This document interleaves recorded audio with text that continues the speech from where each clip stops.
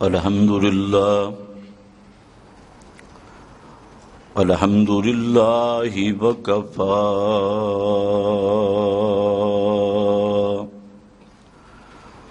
والصلاة والسلام على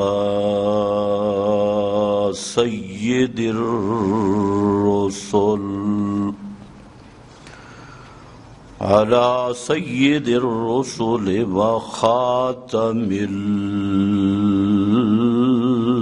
الأنبياء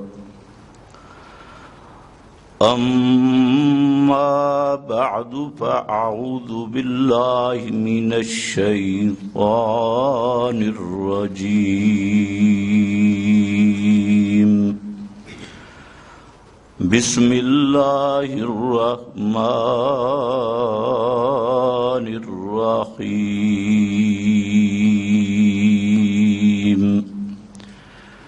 فاصدع بما تؤمر وأعرض عن المشركين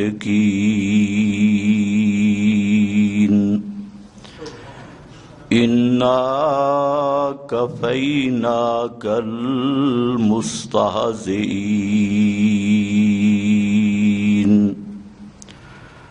سبحان ربك رب العزة عما يصفون وسلام على المرسلين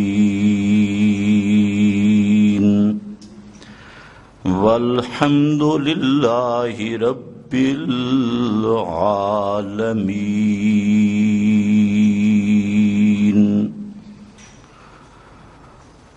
انتہائی قابل قدر بزرگوں اور بھائیوں،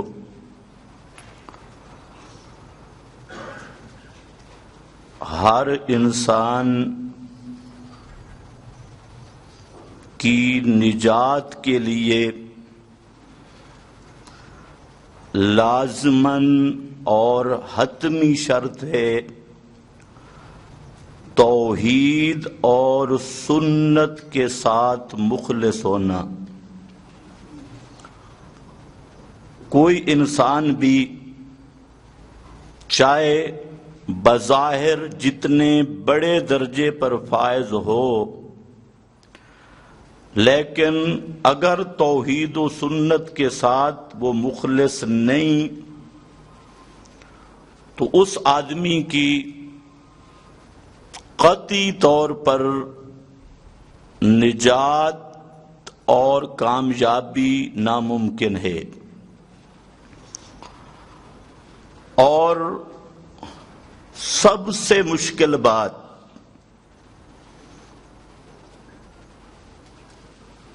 توحید و سنت کے ساتھ اخلاص کو اختیار کرنا ہے۔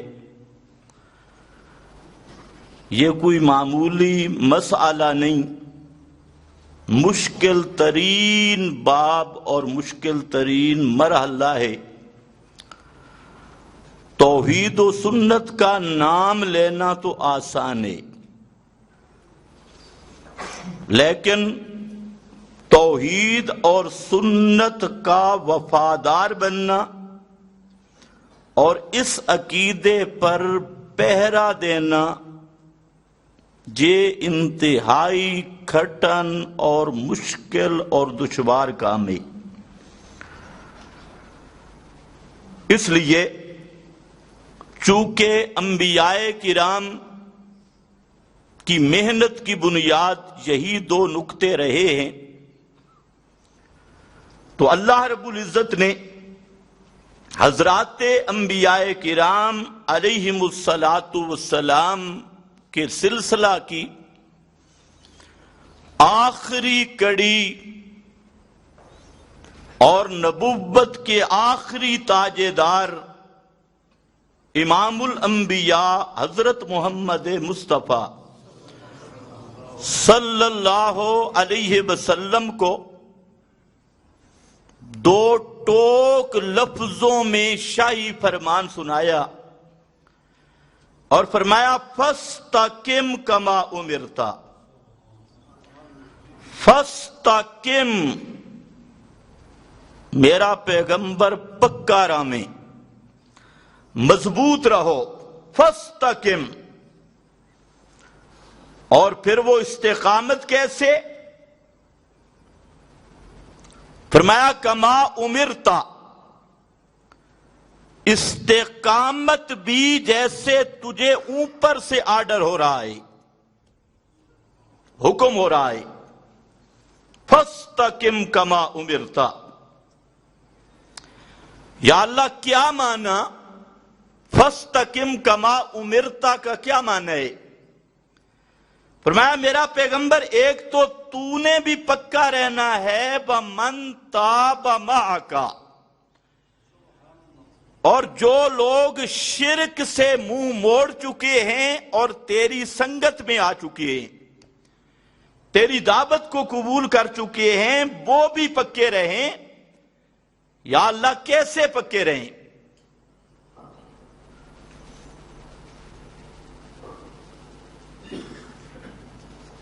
سوال ہے نا، کیسے پکے رہیں؟ ہم تو بڑے پکے بیٹھے ہیں۔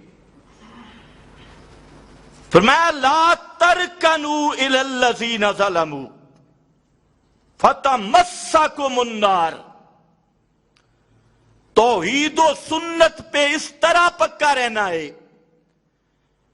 کہ تمہارا کسی مشرک اور بدعتی کی طرف جھکاؤ نہ ہو۔ لا ترکنوا، اور جہاں ایک لفظ آیا لا تطغوا، لا تطغوا،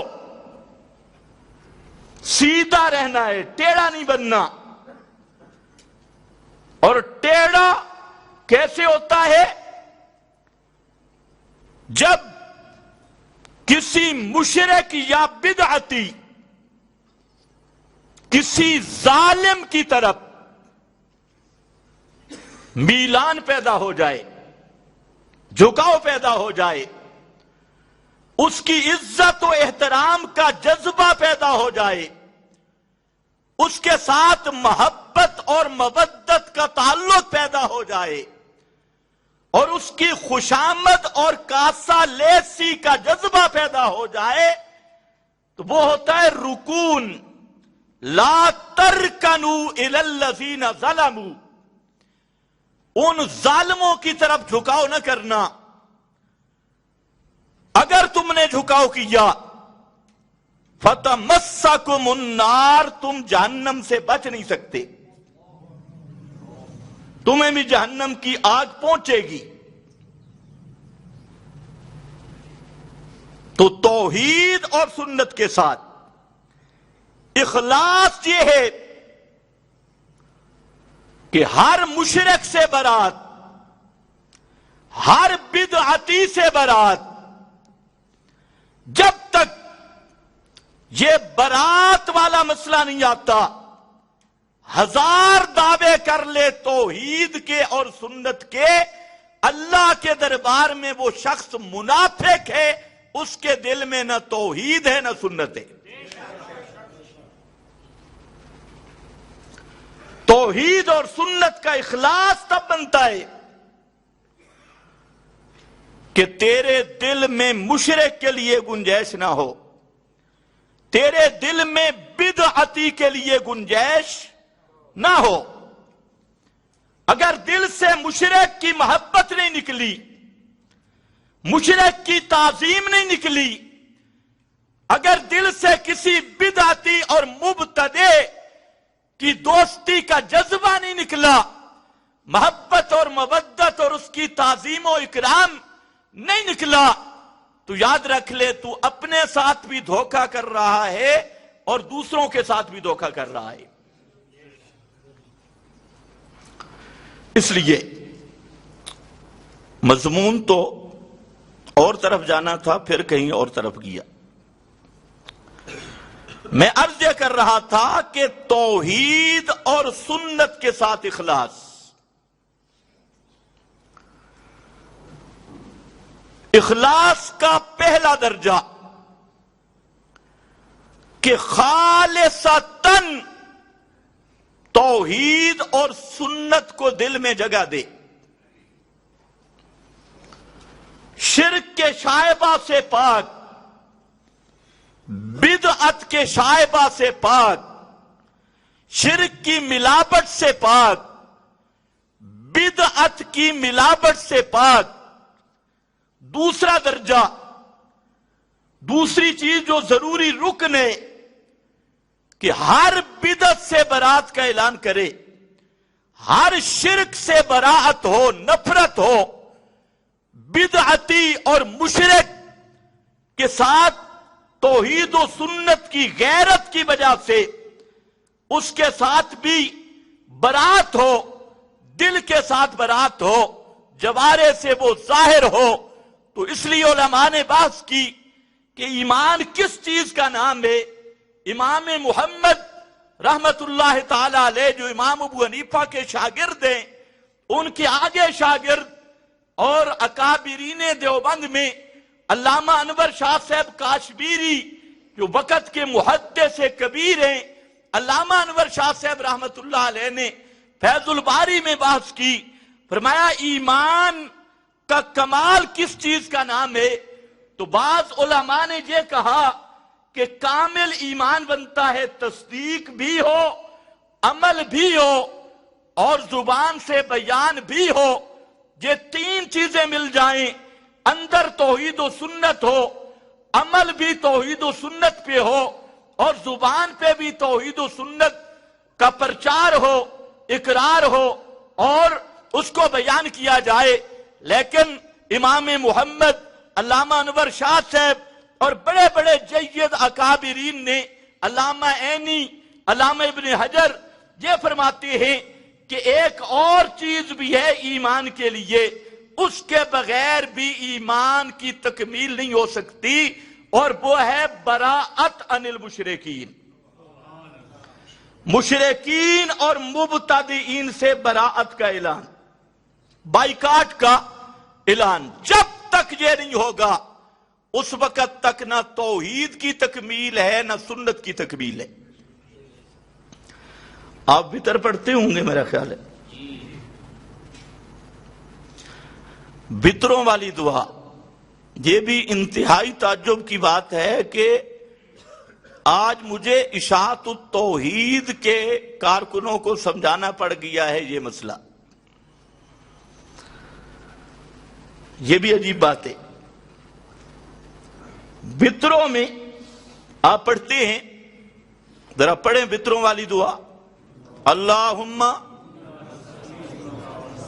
انا، توحید ہے، یہ توحید ہے۔ اللہم انا نستعینک، اللہ ہم یا رسول اللہ والے، یا رسول اللہ مدد والے نعرے والے نہیں ہیں، ہم کون ہیں؟ صرف اور صرف یا اللہ۔ اللہم انا نستعینک، ہم المدد یا علی والے نہیں، المدد یا پیر والے نہیں، المدد یا پیر دستگیر والے نہیں، ہم کون ہیں؟ اللہم یا اللہ انا نستعینک، ہمارا عقیدہ یہ ہے کہ مدد کرنے والا اکیلا تو ہے، تیرے سوا اور کوئی بھی نہیں۔ یہ توحید ہے۔ یا قبروں سے مراقبے سے بھی مدد آتی ہے، بزرگ کی قبر پہ مراقبہ کرو تو فیض ملتا ہے، فیض کی جگہ ہاں لگاؤ تو انشاءاللہ پورا ہو جائے گا، فیض ملتا ہے، بِإِبْدَالِ فَا بِالْحَا۔ تو خیر بہرحال اللہم انا نستعینک، آگے آگے بانا، یار بہت لمبا ہو جائے گا، آگے وَنَخْلَعُ وَنَتْرُكُ مَنْ يَفْجُرُ کا، پڑھتے ہو کہ نہیں؟ یار کبھی معنی بھی دیکھ لیا کرو، پھر مجھے تو سارے کہتے ہیں بڑا متشدد ہے.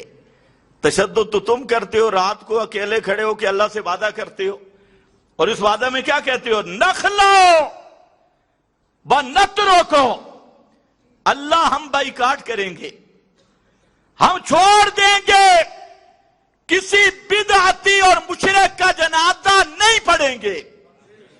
نخلو ونترکو، کسی مشرک اور بدعتی کے پیچھے نمازیں نہیں پڑھیں گے، ان کا اپنا مقتدا نہیں سمجھیں گے، اپنا لیڈر نہیں سمجھیں گے، ان کے دھرنوں میں نہیں جائیں گے، ان کی جماعتوں کا حصہ نہیں بنیں گے. نخلو ونترکو من،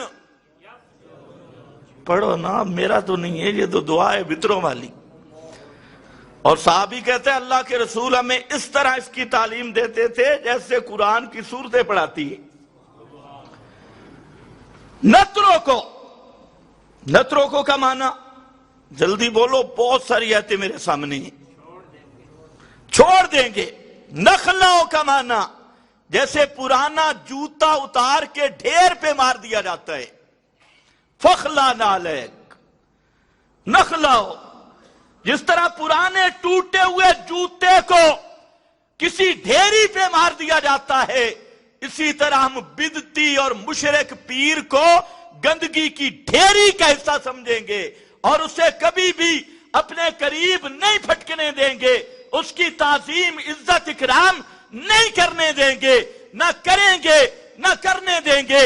نخلو ونترکو، من، اور من یہ عام ہے، چاہے وہ ملا بدماش ہو، چاہے وہ پیر بدتی ہو، چاہے وہ عوام میں سے ہو، جو بھی بدعت ساز فیکٹری کا مینیجر ہے اور بدعت کے اڈوں کا مجاور ہے اور شرک کے اڈوں کا چیمپئن ہے، چاہے جو بھی ہو، کوئی بڑا ہو کوئی چھوٹا ہو، جماعت جو بھی ہو، میں یا فجوروں کا، جو بھی اس توحید سے ٹکرائے گا ہمارا اس سے بائیکاٹ ہوگا.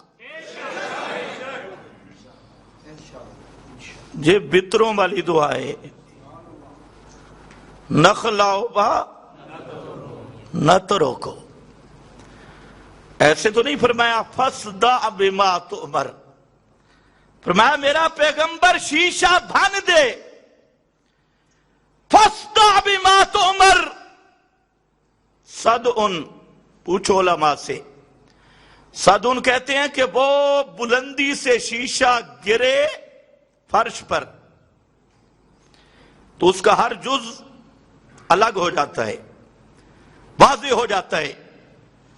اس لیے پیر طریقہ سید عنایت اللہ شاہ سے بخاری رحمت اللہ تعالی علیہ یا مانا کرتے تھے میرا پیغمبر یہودی مولویوں نے اور مفاد پرست مولویوں نے مسئلے پر پردے ڈالے ہوئے ہیں، ایک ایک پردہ اٹھا کر مسئلہ بیان کر، پردے چاک کر دے. اور شیخ القرآن مولانا غلام اللہ خان رحمت اللہ علیہ فرماتے تھے میرا پیغمبر مسئلہ ننگا کر کے بیان کر، مسئلہ ننگا کر کے بیان کر. اللہ جانے یہ لفظ اب تمہارے اخلاق کے مطابق ہے یا نہیں، کیونکہ آج کل اخلاق کے معیار بھی بدل گئے ہیں. یہ شیخ القرآن فرمائے مسئلہ ننگا کر میرا پیغمبر، ننگا کر کے بیان کر، رڑے میدان بیان کر. فاصدع بما تؤمر. باقی رہ گئے مشرک، مشرک کو تکلیف ہوگی، فرمایا اعرض عن المشرکین، مشرکانو چخے کر. اعرض عن المشرکین، مشرکوں کی پرواہ نہ کر، ان کی ٹینشن ہی نہ لے. یا اللہ یہ تو سارے اکٹھے ہو گئے، مشرکین، مبتدئین، ان کے حواریین، اور یہ تو میرا مذاق بھی بناتے ہیں، کبھی متشدد کہتی ہیں، کبھی لہجے کی سختی کہتی ہیں، کبھی گالم گلوچ اور دشنام ترازی کے لفظ کہتی ہیں. یسب آلہتنا، ہمارے الہوں کو گالیاں نکالتا ہے. کبھی کہتے ہیں یکفر بینا، یکفر آباءنا، ہمارے اکابر اس کی تکفیر سے نہیں بچتے. کبھی کہتے ہیں یفرق بین اخواننا، یہ ہمارے اور ہمارے جماعت کے درمیان پھوٹ کا سبب ہے، ہمارے بھائیوں کے درمیان توڑ کا سبب ہے، یفرق اخواننا، اور کبھی یکفر آباءنا، اور کبھی کچھ کبھی یسب، یہ گالیاں دیتا ہے، اور یہ ساری چیزوں کے باوجود یہ تو مجھ پہ مذاق بھی کرتے ہیں، پھبتیاں بھی کرتے ہیں۔ فرمایا میرا پیغمبر مسئلہ بیان کرنا تیرا کام ہے، انا کفیناک المستہزئین، ان سب بدماشوں کو وہ حشر کروں گا کہ تو بھی حیران ہوگا۔ انا کفیناک، ہم کافی ہیں، تجھے پریشانی کی کوئی ضرورت، انا کفیناک، ہم کافی ہیں تیری طرف سے۔ المستہزئین، یہ جتنے بدماش، جتنے مشرک بدعتی تیرے خلاف منصوبے بنا رہے ہیں، منافقین تیرے خلاف منصوبے بناتے ہیں، اس پر ہم کافی ہیں، تجھے پریشانی کی ضرورت نہیں ہے۔ سبحان اللہ، بڑا مشکل مسئلہ ہے۔ انا کفیناک، یہ جو قرآن جانتا ہے نا اس سے مزہ آئے گا کہ یہ آیت آئی کس موقع پہ۔ دوسرے مقام پہ فرمایا لا تحزن، میرے پیغمبر غم نہ کر، لا تحزن علیہم، ان کو چھوڑ دے اپنے حال پہ، غم نہ کر، کیونکہ مسئلہ توحید وہ مسئلہ ہے، یاد رکھو مسئلہ توحید وہ مسئلہ ہے جو توحید و سنت کے ساتھ مخلص بن گیا، کعبہ کے رب کی قسم سارا جہان اس کے خلاف منصوبے بنائے، جہان ذلیل ہو جائے گا، لیکن اللہ کبھی بھی توحید و سنت کے ساتھ مخلص آدمی کی بے عزتی برداشت نہیں کر سکتا۔ سوال نہیں پیدا ہوتا، ساری نصرتیں آتی اللہ کی توحید پر ہے۔ اب اس جنگل میں وہ پیچھے تک دیکھو،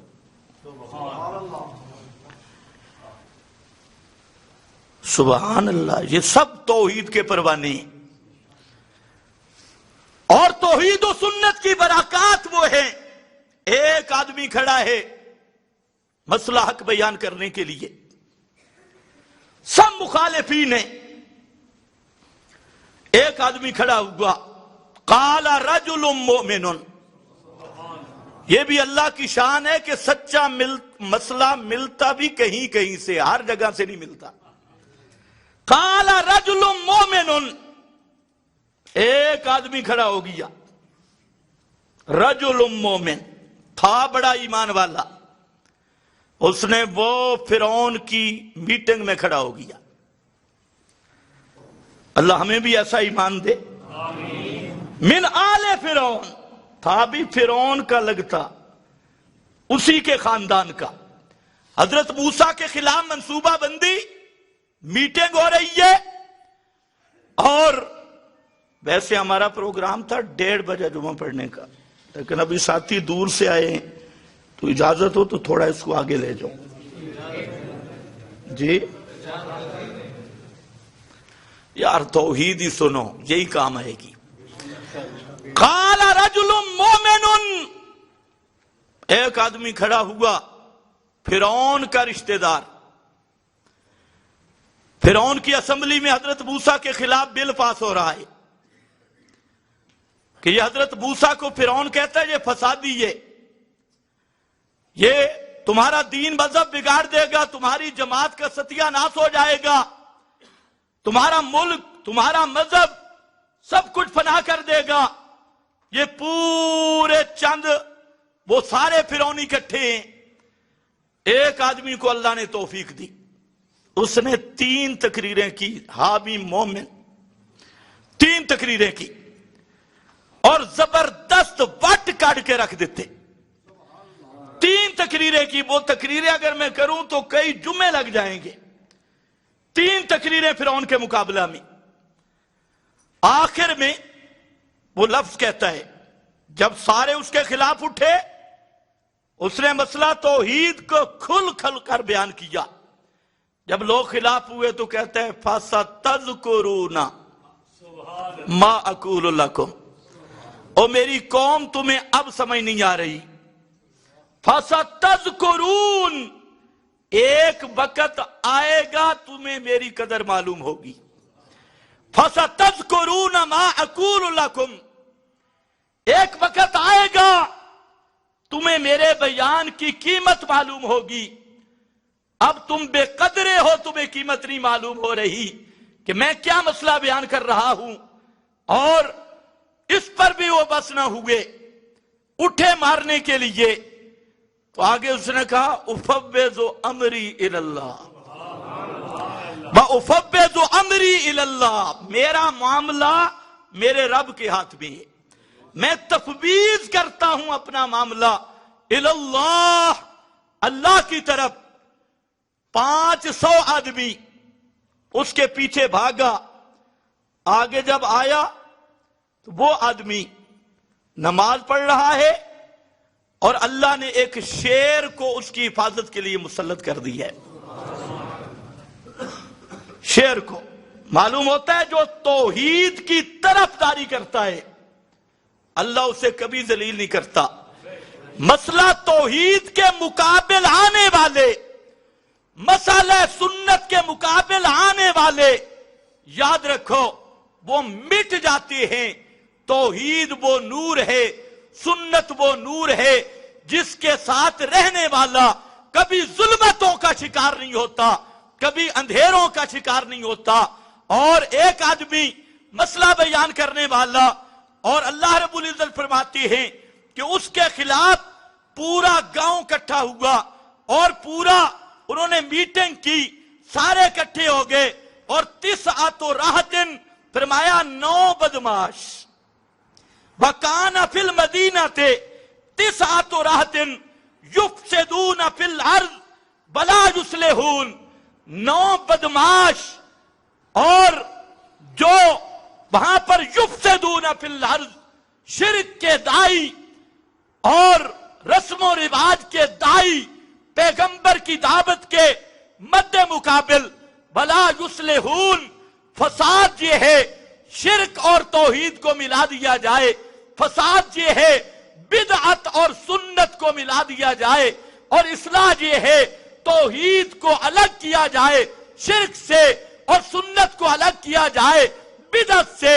مشرک اور مباحد کا فرق کرنا اصلاح ہے, مباحد متبع سنت اور مبتدع کا فرق کرنا اصلاح ہے. ان کو گڈ بڈ کرنا یہی فساد ہے. 9 بدماش یفسدون فی الارض ولا یصلحون قالوا تقاسموا باللہ. انہوں نے میٹنگ کی, اور ہمیشہ بزدلوں کی میٹنگیں چھپ چھپ کر ہوتی ہے. منافق کبھی بھی سامنے جرأت نہیں کرتا, اس کی میٹنگ ہمیشہ ہوگی چھپی ہوئی, چھپ چھپ کر, کیونکہ اندر جب چور ہے وہ چھپ چھپ کے میٹنگیں ہوتی ہے. انہوں نے میٹنگ کی, انہوں نے کہا بھئی سارے کٹھے ہو کرنا حضرت صالح کو رات میں حملہ کرو اور حضرت صالح کو ختم کر دو. یہ روزانہ توحید توحید توحید توحید توحید, اور اسے مسئلہ ہی کوئی نہیں آتا. اور کل پھر تقاسموا باللہ, پھر قسمیں اٹھا لینا, خدا دی قسم ہے سان تو پتہ ہی کوئی نہیں, ہمیں تو پتہ ہی نہیں ہے. اب یہ ادھر منصوبہ بنا رہی ہے. اللہ فرماتے ہیں وَمَكَرُوا مَكْرًا, انہوں نے میرے اس داعیے توحید کے مقابل منصوبہ بنایا. مکرن, مکرنا مکرا, مکرنا مکرا, ہم نے بھی منصوبہ بنا لیا, انہوں نے بھی منصوبہ بنایا. مکرنا مکرا, ہم نے بھی منصوبہ بنایا, ارادہ کر لیا رب کا منصوبہ اس کی شان کے مناسب. مکرنا مکرا, انہوں نے منصوبہ بنایا صالح پیغمبر کو ختم کرنے کا, اور ہم نے منصوبہ بنایا مشرکوں کا ستیہ ناش کرنے کا. وہ سارے میٹنگیں کر کے رات کے وقت کٹھے ہوئے، اللہ نے جبریل کو حکم دیا ذرا لگا نعرہ۔ جب سارے بدماش کٹھے ہوئے، ایک نعرہ لگا جبریل کا، سب کے سب الٹے ہو گئے۔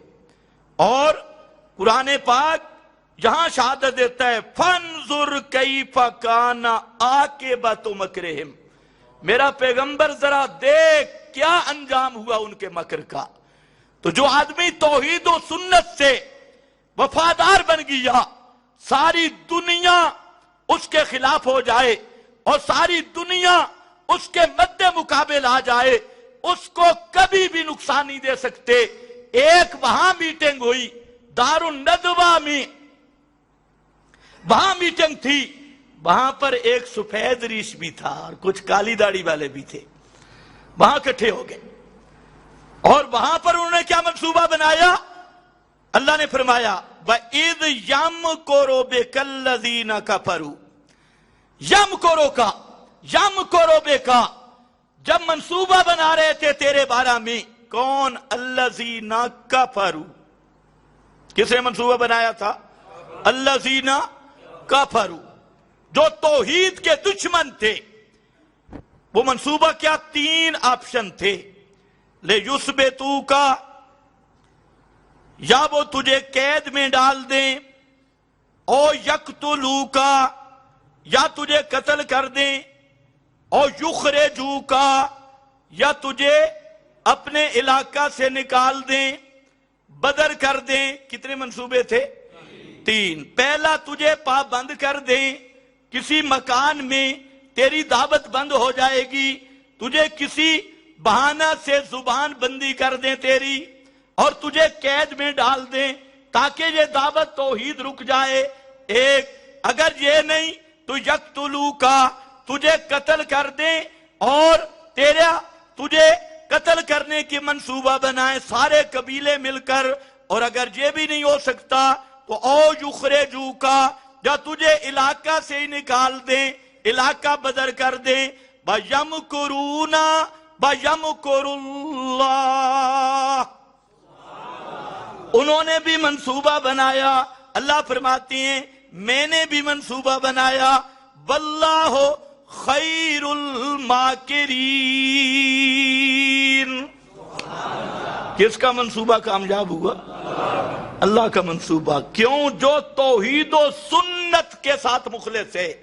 اس لیے یاد رکھو اللہ نے اپنے محبوب کو فرمایا میرے پیغمبر تو یوں مجھ سے مانگا کر، قُلِ اللَّهُمَّ مَالِكَ الْمُلْكِ، قُلِ اللَّهُمَّ، کہ میرے پیغمبر اللہم مالک الملک، اللہم یا اللہ مالک الملک، تو بادشاہ، تصرف تیرا ہے، بادشاہ تو ہے، داتا تو ہے، ساری کائنات تیرے قبضے میں ہے، مالک الملک، تو اتل ملک من تشاء، تو جس کو چاہتا ہے بادشاہی دیتا ہے، وزارت دیتا ہے، اور تو جسے چاہتا ہے وَتَنْزِعُ، اور تنزع الملک ممن تشاء، اور جس سے تو چاہتا ہے تو بادشاہیاں واپس لے لیتا ہے۔ یعنی سب کی بادشاہیاں عارضی ہیں، تیری دی ہوئی ہیں،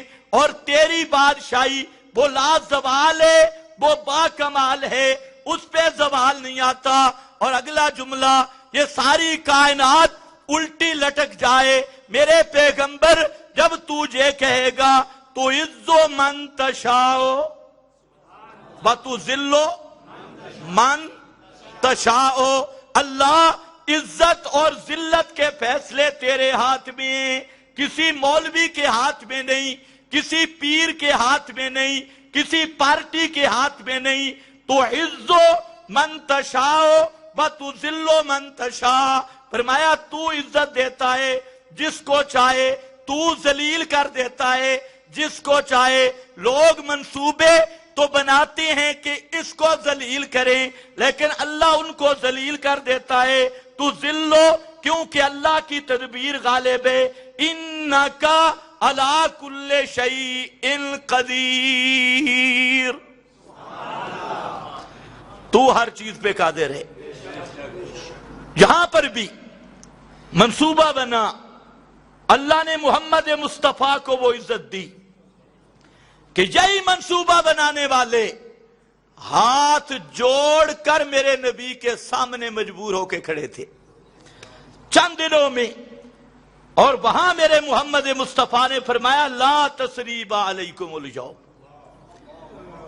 یہاں پر یہ فرمایا آج میں تمہیں ماضی یاد بھی نہیں دلاؤں گا، ماضی میں ہوا کیا ہے وہ یاد بھی نہیں، تو میں عرض یہ کر رہا تھا کہ نجات کے لیے توحید اور سنت کے ساتھ مخلص ہونا یہ شرط ہے نجات کی، اور توحید و سنت کے ساتھ مخلص ہونے کا معیار یہ ہے کہ تیرے دل میں توحید اتنی پختہ ہو جائے کہ ہر مشرک کی گنجائش ختم ہو جائے، تیرے دل میں سنت محمد مصطفیٰ اتنی پک جائے، اتنی رس جائے، اتنی پختہ ہو جائے کہ کسی بدعت اور بدعتی کی گنجائش تیرے دل میں نہ رہ جائے، اور کسی کی بدعتی کی عزت و تکریم نہ رہ جائے، تو یہ ہے وہ درجہ اخلاص والا، اور اسی کا نام ہے براءت عن البدعہ، براءت عن الشرک۔ تو جب تک یہ براءت نہیں ہوتی اور تیرے دل میں توحید و سنت کی جڑیں مضبوط نہیں ہوتی، اس وقت تک ایمان کی چاشنی نصیب نہیں ہو سکتی۔ اسی لیے اللہ کے محبوب نے فرمایا من احب للہ وابغض للہ واعطى للہ ومنع للہ، من احب للہ، جس نے محبت رکھی اللہ کے لیے، جس نے بغض رکھا، بولو ختم کرتا ہوں، جس نے بغض رکھا کس کے لیے؟ معلوم ہوتا ہے بغض رکھنا چاہیے یا نہیں؟ جی بغض رکھنا عبادت ہے یا نہیں؟ لیکن کس کے ساتھ ہوگا بغض؟ مشرک اور بدعتی کے، موحدوں کے ساتھ نہ، مشرک اور بدعتی کے ساتھ۔ آج لوگوں نے الٹا سمجھ لیا، مشرک اور بدعتی کے ساتھ محبت اور موحدوں کے ساتھ بغض، انہوں نے حدیث کو الٹا سمجھا۔ من احب للہ وابغض للہ، جس نے محبت اللہ کے لیے کی، بغض بھی اللہ کے لیے رکھا، وَأَعْطَى لِلَّهِ، اللہ کے لیے دیا، وَمَنَعَ لِلَّهِ، اللہ کے لیے، اللہ کی وجہ سے اپنے ہاتھ کو روک لیا کہ بدعتی کا تعامل نہیں کرنا، مشرک کا تعامل نہیں کرنا، یہ مشرک ہے، مبتدع ہے، اس سے رک گیا، اور رکا کس کے لیے؟ للہ، اس کا مقصد تھا اللہ کی رضا۔ تو میرے محبوب نے فرمایا قد وجد حلاوت الایمان، اس آدمی نے ایمان دی چس پا لئیے، چاشنی ایمان کی اس کو نصیب ہو گئی۔ لیکن یہ صرف حدیث نہیں، قرآن پاک نے اصحاب رسول کی عظمتوں کے بیان میں جو دو لفظوں میں خلاصہ نکالا، وہ کیا نکالا؟ اشداء علی، میرا بھائی یہ تو قابل مزہ جملہ ہے، آج تجھے یہ بھی عیب نظر آنے لگ گیا؟ اشداء علی الکفار یہ تعریف ہے یا مذمت ہے؟ کس کی؟ صحابہ کی تعریف ہے کہ صحابہ کس کے مقابلے میں سخت ہیں؟ نرم ہیں یا سخت ہیں؟ فیصلہ کر لو۔ بس آج یہ سختی ہمارا جرم ہے، بغض للمشرکین والمبتدئین یہ ہمارا جرم ہے۔ اور اللہ نے صحابہ کی کیا ذکر کیا ہے؟ مدح، فرمایا اشداء علی الکفار، کافروں پر سخت، برحماء بینہم، آپس میں نرم، اور کافروں کے مقابلہ میں، اور آج کھیل الٹا ہو گیا، آپس میں سخت اور مشرکوں اور بدعتیوں پر نرم، نرمی ادھر چلی گئی اور سختی اپنوں کی طرف آ گئی۔ ہونا کیا چاہیے تھا؟ اشداء علی الکفار رحماء بینہم، من احب للہ وابغض للہ۔ اور میرا بھائی میری مجبوری ہے، میں اپنے نبی کے فرمان کو نہیں چھوڑ سکتا. کس طرح چھوڑوں؟ اپنے ناراض ہوں، خدا کی قسم سارے ناراض ہو جائیں، کوئی پرواہ نہیں، لا زہر، کوئی پرواہ نہیں. میں پیغمبر کے فرمان کو بھی نہیں چھوڑ سکتا، خدا کے قرآن کو بھی نہیں چھوڑ سکتا. ساری دنیا کو چھوڑ سکتا ہوں. سن لو دو ٹوک لفظوں میں میری بات. ساری دنیا کی جماعتوں کو چھوڑ سکتا ہوں، ساری دنیا کے فرقوں کو چھوڑ سکتا ہوں، ساری برادریوں کو چھوڑ سکتا ہوں، اپنے ماں باپ کو چھوڑ سکتا ہوں، اپنے اساتذہ مشائخ کو چھوڑ سکتا ہوں، لیکن میں خدا کے قرآن کو بھی نہیں چھوڑ سکتا، محمد عربی کے فرمان کو بھی نہیں چھوڑ سکتا. یہ میری بات تو نہیں ہے، میرے نبی کا فرمان ہے. افادات بخاری ذرا اٹھاؤ. پیر طریقت سید عنایت اللہ شاہ سے بخاری رحمت اللہ علیہ کے افادات. شیخ القرآن مولانا محمد طاہر کی ضیاء النور پڑھ لو خدا کے لیے. اور شیخ القرآن کا نام تو سنا ہے نا، انہوں نے یہ حدیثیں لکھی ہیں. اب میں کہاں جاؤں؟ فرمایا لعن اللہ من عابا محدثا، اس آدمی پہ خدا کی لعنت ہے جو کسی بدعتی کو ٹھکانہ دے، جو کسی بدعتی کی عزت کرے. یہ مسلم شریف کی حدیث. اور افادات بخاری میں پیر طریقت نے لکھی، سید عنایت اللہ شاہ صاحب نے ضیاء النور میں شیخ القرآن مولانا محمد طاہر پنج پیر والوں نے لکھی. فرمایا اور استدلال کیا کہ جو آدمی کسی بدعتی کی تعظیم کرے، بدعتی کا اکرام کرے، بدعتی، اچھا بدعتی کے جنازے پڑھنا اکرام ہے یا نہیں؟ جی، بدعتی کو امام بنانا، بدعتی کی تعریفیں کرنا. اچھا بدعتی صرف زندگی میں ہوتا ہے یا مرنے کے بعد بھی بدعتی ہوتا ہے؟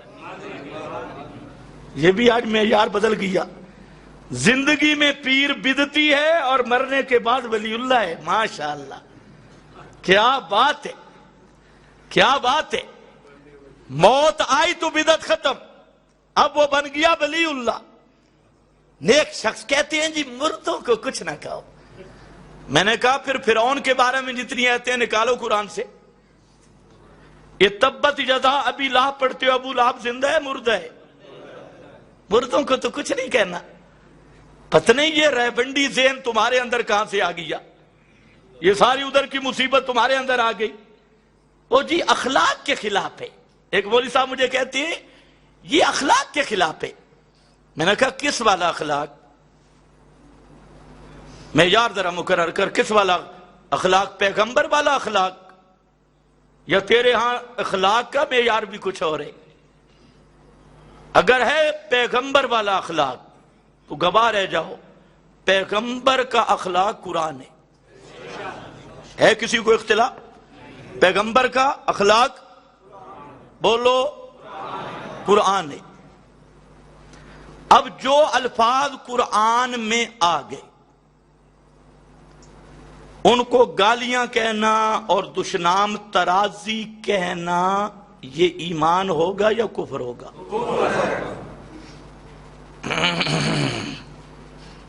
جی اچھا، قرآن پاک میں ہے مولویوں کے بارے میں، علماء سو کے بارے میں، کمثل الحمار، نرے کھر کے گدھے خر، غٹ خر، نرے خر، نرے گدھے. سنائیں اخلاق سے کام گر تو نہیں کیا؟ کمثل الحمار. ایک اور پیر صاحب کے بارے میں قرآن بولا، اور تمہارے تو پیر بھی سارے مصنوعی ہیں. اس کے بارے میں مفسرین لکھتے ہیں کہ وہ بڑا مستجاب الدعوات تھا، اس کی دعائیں بڑی قبول ہوتی تھی. سن رہے ہو میری بات؟ نام تھا اس کا بلعم باورا، بڑا بزرگ گدی نشین، اور اس کی بڑی مستجاب الدعوات. پیغمبر کا زمانہ بھی پایا، حضرت موسیٰ پیغمبر کا، بقول مفسرین۔ ویسے اصل بات ہم تو کہتے ہیں یہ ہر بدعتی کی مثال ہے، ہر مشرک کی مثال ہے، آگے دلیل موجود ہے۔ تو چلو بہرحال شان اس کے ورود میں انہوں نے اس کا واقعہ بھی لکھ دیا۔ بڑا پیر، بڑا بزرگ اور منع منایا گدی نشین، اب جب وہ آیات سے نکلا نا، اللہ کا مسئلہ چھوڑا، تو قرآن نے اسے کیا کہا؟ مَثَلُهُ كَمَثَلِ الْكَلْبِ، مَثَلُهُ كَمَثَلِ الْكَلْبِ، اس پیر کی مثال کتے والی، پیر نہیں کتا ہے۔ کون کہتا ہے؟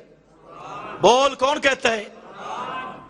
اچھا یہ اخلاق کے خلاف ہو گئی ہے، ماشاءاللہ، یہ گالیاں بن گئی ہیں۔ اور فرمایا اولئک ہم شر البریہ، اولئک مشرک، پیر ہو، مولوی ہو، بڑا ہو، چھوٹا ہو، وہ خنزیر سے بھی بدتر ہیں۔ اولئک کالانعام بل ہم اضل، خنزیر سے بھی بدتر۔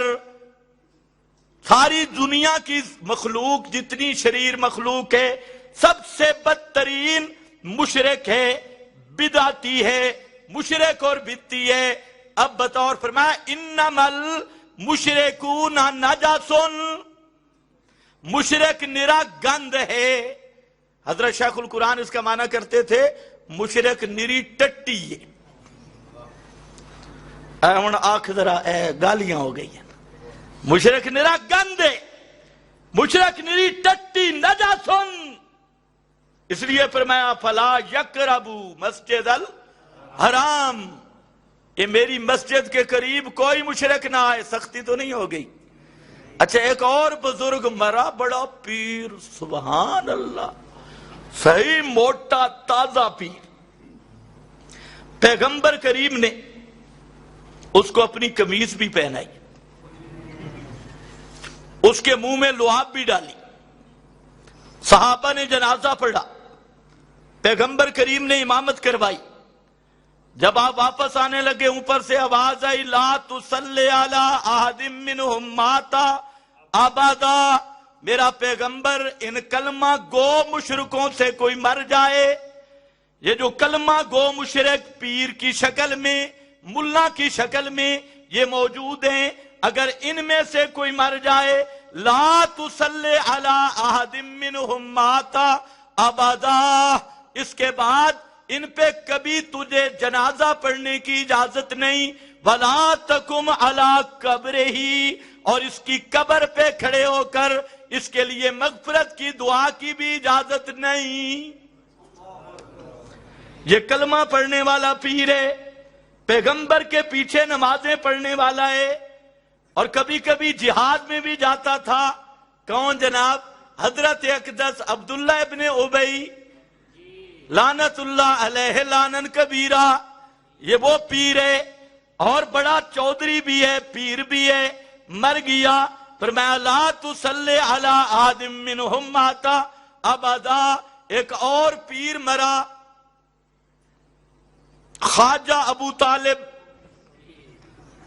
نعت خان بھی ہے اور بہت بڑا پیر بھی ہے، چودھری بھی ہے، بڈیرا بھی ہے، اور یہ تو پتہ نہیں کوئی چوڑا نکلا، کوئی چنگڑ نکلا، کوئی کہیں سے نکلا، کوئی مدے والی فیکٹری سے آیا، کوئی کہیں سے آیا، اور وہ ابو طالب وہ میرے نبی کا چچا ہے۔ نسب تو بڑا صاف ہے، بڑا پاک نسب ہے بھی میرے نبی کا چاچا ابو طالب، ہے بھی سفید داڑھی، پرانا بزرگ، اور آج والے پیر تو کھانے کے ہیں، کمانے کے نہیں۔ اور ابو طالب وہ ہے جو پیغمبر کریم کے ساتھ وہ شیب ابی طالب کی جیل میں بھی رہا، جو پیغمبر کا دفاع بھی کرتا رہا اور مشرکوں سے مقابلہ بھی کرتا رہا، اور پیغمبر کریم صلی اللہ علیہ وسلم کی حفاظت پہ بھی مامور رہا۔ وہ چاچا اور وہ معمولی پیر نہیں، وہ میرے علی المرتضی شیر خدا ان کے والد بھی ہیں، میرے نبی کے چچا بھی ہیں، اور اب مر گئے۔ اور حضرت علی آئے، اب کہتے ہیں جی مر جائے نا پھر کچھ نہ کہو، ذرا ویکھی ہوں مر گیا نے، مرا ہوا پیر، اتنی خدمات والا پیر۔ اور کیا کہتی ہیں حضرت علی آئے، واہ صحابہ تمہاری غیرت پہ بھی قربان جاؤ، کیسے اشداء علی الکفار کا نمونہ ہے۔ آئے اور کہتے ہیں یا رسول اللہ ان عمک الضال قد ماتا، تھوڑا کافر چاچا مر گئے، گمراہ چاچا مر گئے، ان عمک الضال قد ماتا، تمہارا گمراہ چچا مر گیا ہے۔ الضال فتوہ لگایا حضرت علی نے اور فرمایا وہ چاچا، گمراہ چاچا، کافر چاچا، بے دین چاچا، مشرک چاچا، اور دوسرے حدیث میں آتا ہے ان عمک الشیخ الضال، آپ کا شیخ چاچا الشیخ الضال، وہ بوڑھا گمراہ مر گیا، بڈھا گمراہ مر گیا۔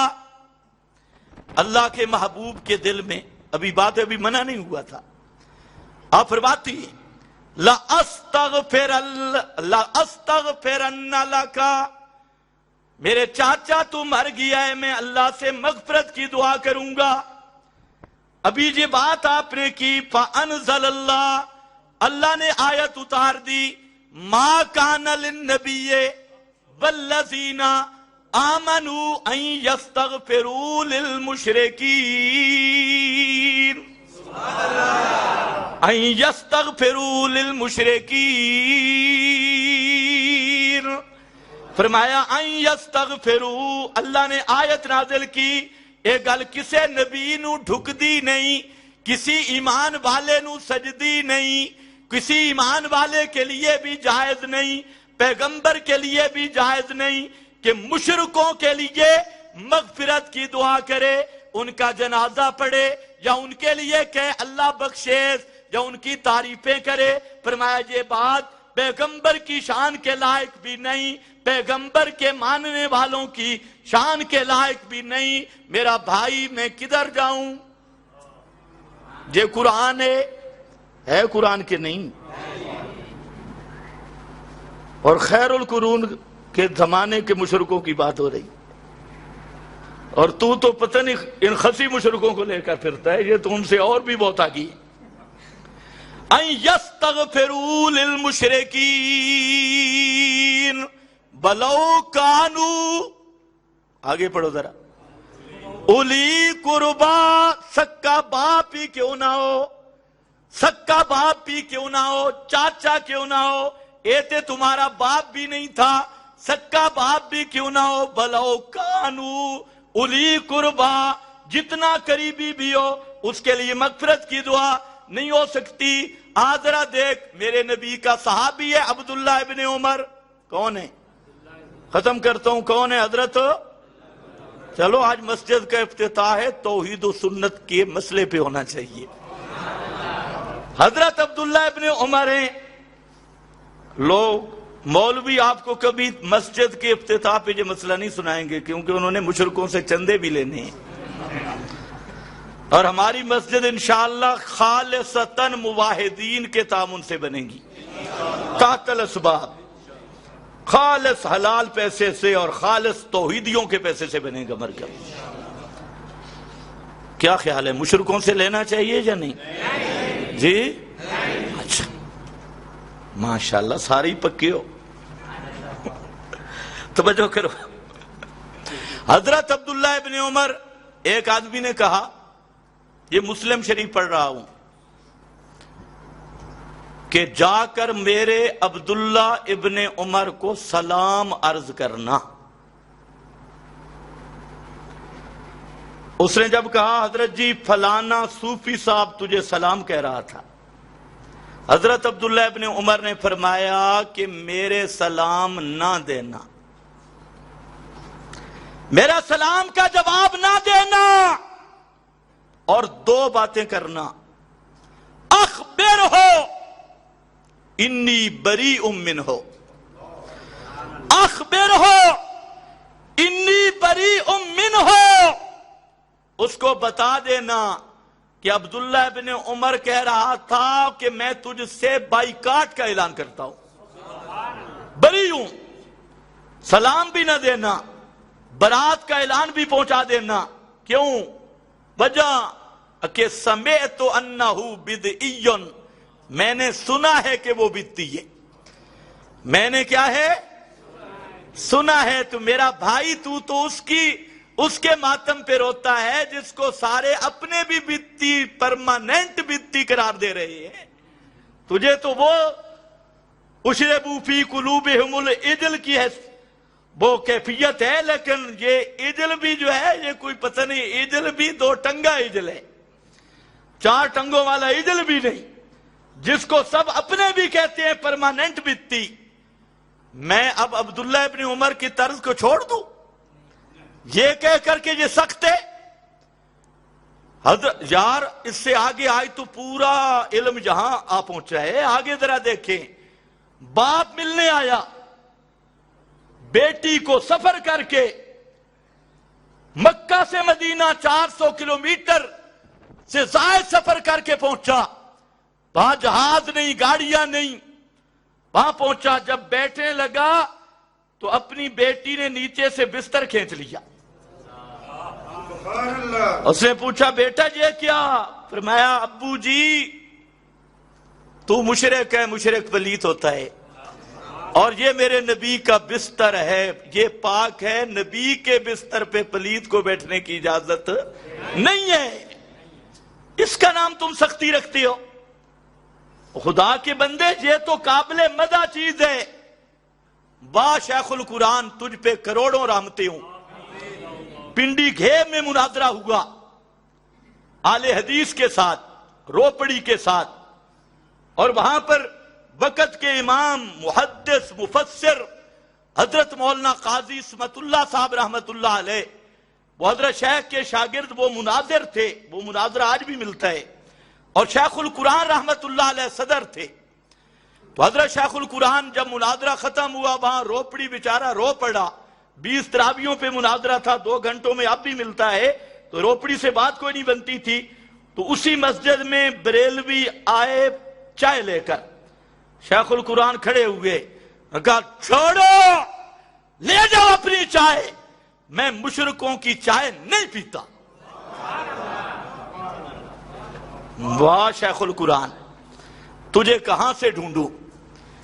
آج یہ باتیں میرے بھائیوں خود سوچو، یہ تشدد بن گئی ہے، اس کا نام دشنام ترادی بن گیا،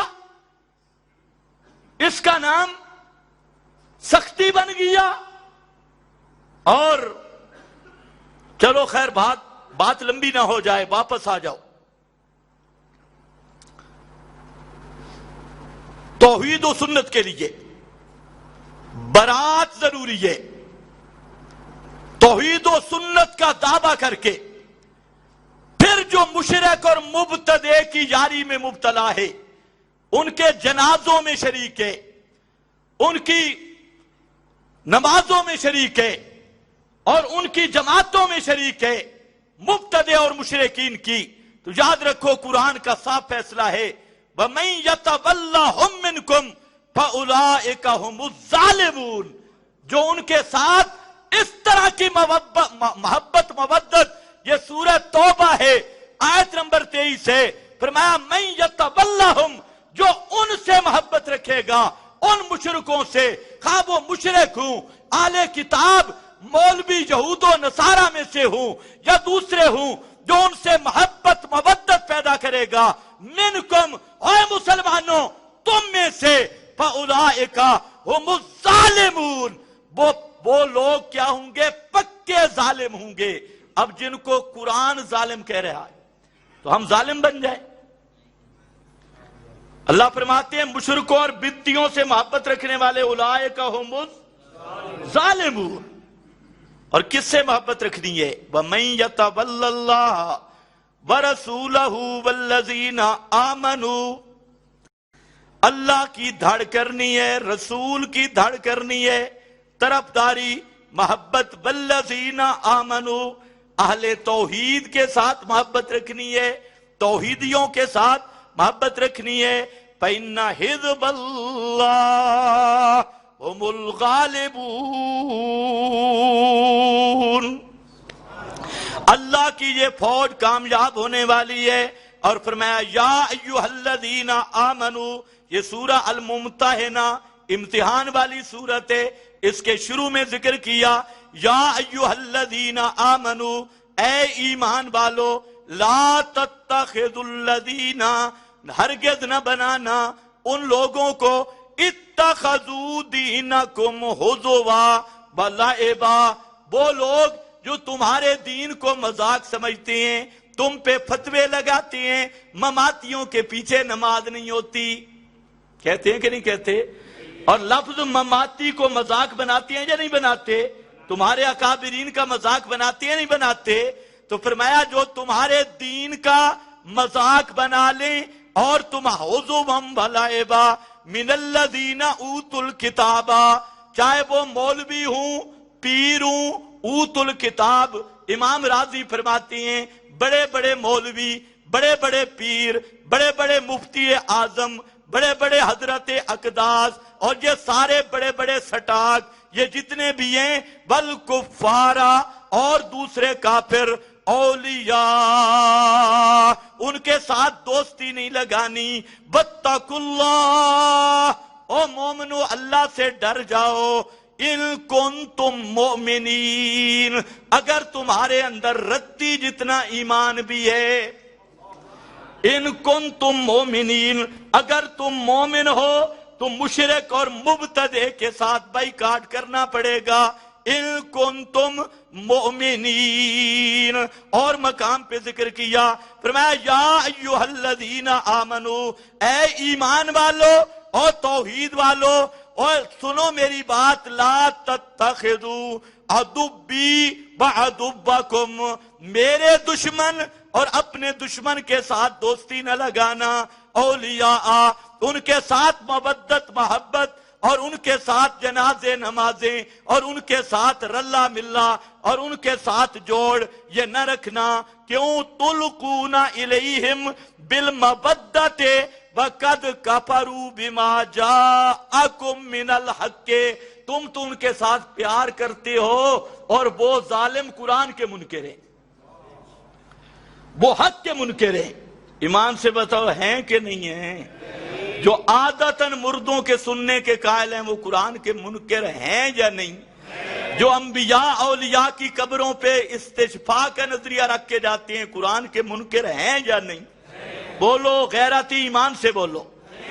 تو قرآن تو کہتے ہیں ان کے ساتھ دوستی نہیں لگانی، اب میں قرآن کو چھوڑ دوں؟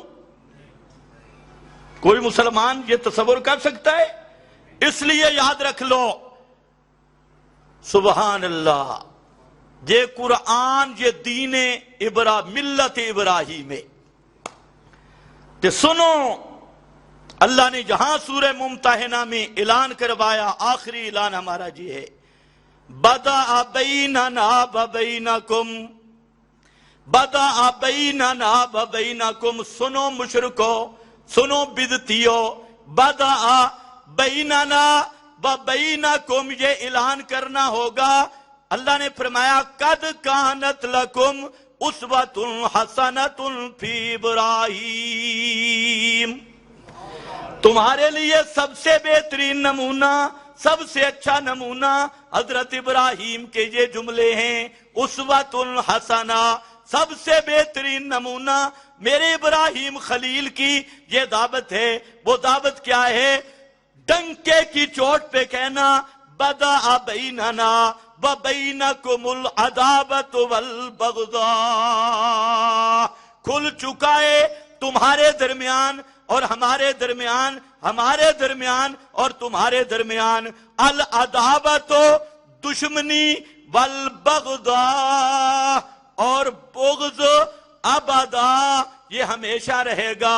او بدعتیو، او مشرکو، تمہارے ہمارے درمیان عداوت کی دیوار آ گئی، بغض کی دیوار آ گئی، یہ ہمیں آگے نہیں آنے دیتی، تمہیں ادھر نہیں آنے دیتی، یہ بغض و عداوت کی دیوار یہ رہے گی ابدا، ہمیشہ کے لیے۔ صرف موسمی عداوت نہیں ہے کہ مسجد پہ قبضہ ہو گیا تو عداوت شروع ہو گئی، قریبی مدرسے پہ قبضہ ہوا تو دشمنی شروع ہو گئی، نہیں، ابدا، ہمیشہ ہمیشہ کے لیے ان کے ساتھ دشمنی اور بغض شروع ہو گیا۔ اور یہ کب تک رہے گا؟ فرمایا ہمیشہ رہے گا، ایک شرط ہے، حتی تؤمنوا باللہ وحدہ، حتی تؤمنوا باللہ وحدہ۔ ایک چیز پہ عداوت ختم ہو سکتی ہے، ایک چیز پہ بغض ختم ہو سکتا ہے، تؤمنوا باللہ وحدہ، کہ تم یہ کہنا ہوگا کہ ما فوق الاسباب، سننے والا اکیلا اللہ ہے، کوئی ما فوق الاسباب پکارے نہیں سنتا۔ جب تک یہ نہیں کہتے اس وقت تک دشمنی بھی رہے گی اور بغض بھی رہے گا، یا جوڑ رہے گا۔ اس لیے میرے بھائیوں، سب سے بڑی بات ہے اللہ ہمیں توحید اور سنت پر استقامت نصیب فرمائے۔ یہ مضمون تو اب لمبا چلے گا انشاءاللہ، آئندہ جمعہ پر بھی ہوگا اور پتہ نہیں کتنے جمعہ تک ہوگا۔